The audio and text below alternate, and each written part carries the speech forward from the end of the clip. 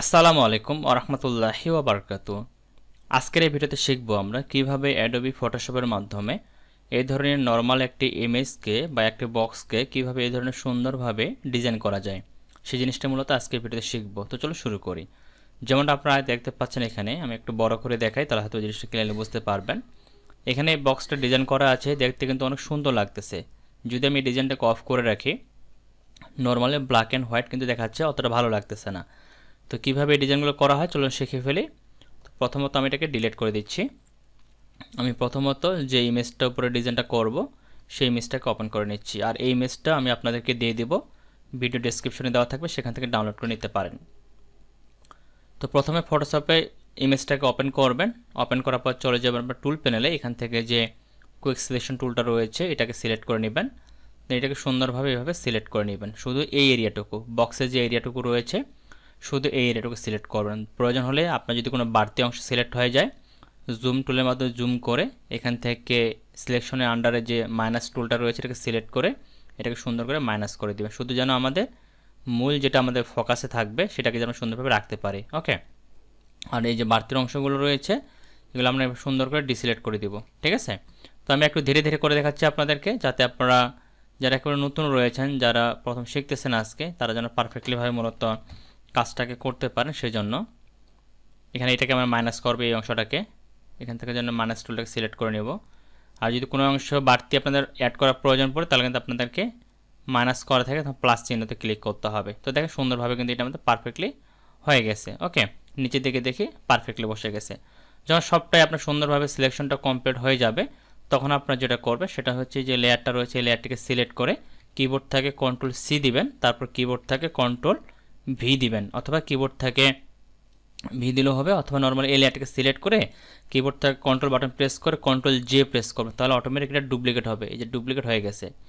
এরপর আমাদেরকে যেটা করতে হবে, এইটার উপরে আমরা যে ডিজাইনটাকে বসাতে চাচ্ছি সেই ডিজাইনটাকে নিয়ে আসতে হবে। তার জন্য আমরা চলে যাব ফাইল, ফাইল থেকে প্লেস অ্যান্ড ইমবেড, অথবা আপনি ড্র্যাগ অ্যান্ড ড্রপ করে নিয়ে আসলেও হবে।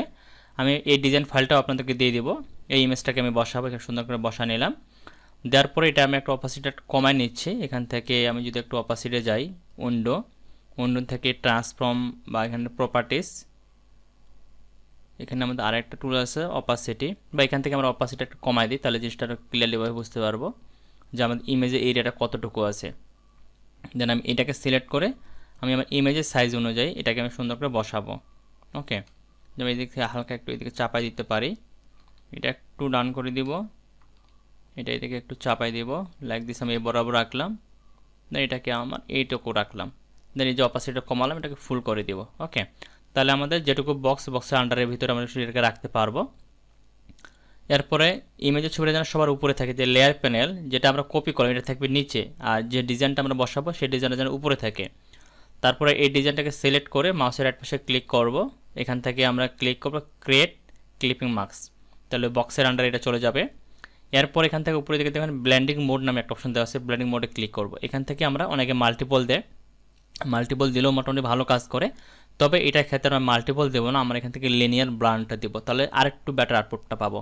ওকে, এটাকে যদি আরেকটু স্মুথলি আমরা নিতে চাই সেক্ষেত্রে যেটা করবো, দেখেন এই দুটোর মধ্যে পার্থক্য কী, এটার কালারটা দেখে একটু খেয়াল করেন। আমি যদি মাল্টিপল দিই এর কালারটা দেখে একটু খেয়াল করেন কেমন আসছে, একটু অ্যাশ কালারের মতো আসতেছে, মানে ডিপ কালারটা আসতেছে না।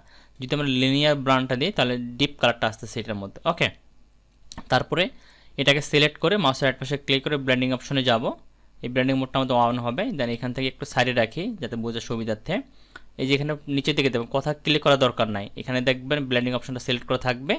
তারপর এখানে আন্ডার লেয়ারিং লেয়ার নামে একটা অপশন দেওয়া আছে, কিবোর্ড থেকে অল্টার বাটন প্রেস করে এটাকে আগে ডিভাইডেড করবেন। তারপরে এই যে পয়েন্টটা রয়েছে একটা পয়েন্টকে শুধু ডানে বামে সরে নেবেন, জাস্ট এই যতটুকু রাখতে পারফেক্ট মনে হবে। এটা এর বেশি বাড়লে কিন্তু খারাপ দেখাবে, একটু অ্যাডজাস্ট করে নেবেন। যে লাইক দিস আমি এটুকু রাখলে মনে হচ্ছে পারফেক্ট হয়ে গেছে, একটু বাড়াতে পারি। ওকে, এটুকু রাখলাম, দেন ওকে। তাহলে দেখেন আমাদের কিন্তু পারফেক্টলি আমাদের ডিজাইনটা কিন্তু কমপ্লিট। খুবই সিম্পল, জাস্ট আপনাদেরকে প্রসেসগুলো জানতে হবে। আপনার যদি প্রসেসগুলো জানা থাকে ইজিলি কিন্তু আপনার যে কোনো ধরনের ডিজাইন অনায়াসে করতে পারবেন। এখন যদি আমি এটাকে অফ করে রাখি, আগের ডিজাইন হচ্ছে আমাদের এইটা, পরের ডিজাইন হচ্ছে কিন্তু এইটা। তো আশা করি সম্পূর্ণ প্রসেসটা বুঝতে পারছেন। যদি ভিডিওটা ভালো লেগে থাকে তাহলে অবশ্যই পেজ থেকে দেখে থাকলে পেজটাকে ফলো করে রাখবেন, আর আমার ইউটিউব চ্যানেলে দেখে থাকলে অবশ্যই ইউটিউব চ্যানেলকে সাবস্ক্রাইব করে রাখবেন। পরবর্তীতে এই ধরনের আরও শিক্ষণীয় ভিডিওগুলো সবাইকে পাওয়ার জন্য। তো আপনাদের সকলের সুস্বাস্থ্য কামনা করে আজকের মধ্যে ভিডিওটি এখানে শেষ করতেছি। সবাই ভালো থাকবেন, সুস্থ থাকবেন, দেখাবেন নেক্সট ভিডিওতে।